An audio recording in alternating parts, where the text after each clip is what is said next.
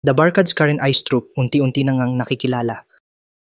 Pero bago po ang lahat, kung ikaw nga ay isang legit Dabarkads at gusto mo palaging updated sa ganap ng ating mga paboritong Eat Bulaga Dabarkads, mangyari lang mag-subscribe sa aking channel dahil sagot ko na ang kwentuhan. Maraming salamat po.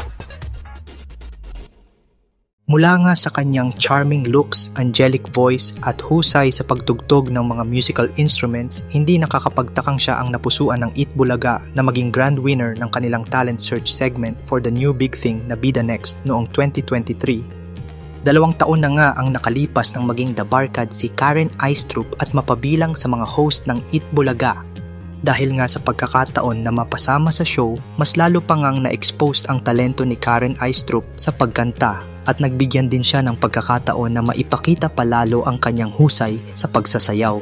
Makikita rin natin na malaki na ang naging improvement ni Dabarkads Karen Ice Troop sa kanyang 2 taong pag-host sa Eat Bulaga.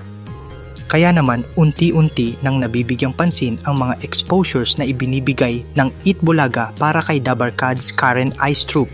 Nakaraan nga lang ay napasama siya sa mga nominado para sa 37th PMPC Star Awards for Television sa kategoryang Best New Female TV Personality. Bagamat hindi siya ang itinanghal na panalo, malaking bagay na ang mabigyang pansin ang kanyang mga ginagawa sa television, specifically sa Eat Bulaga. Kaya naman, binabati ka namin Dabarkads Karen Ice Troop ng congratulations at ipagpatuloy mo lang ang mga magagandang gawain at mas ipakita mo pa sa mas maraming tao ang iyong mga talento. Hanggang dito na nga lang muna Dabarkads. Kung may reaction kayo tungkol sa video, i-comment nyo lang po sa baba.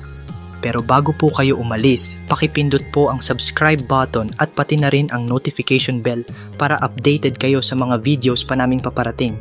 Muli, maraming salamat sa inyong panonood mga Dabarkads.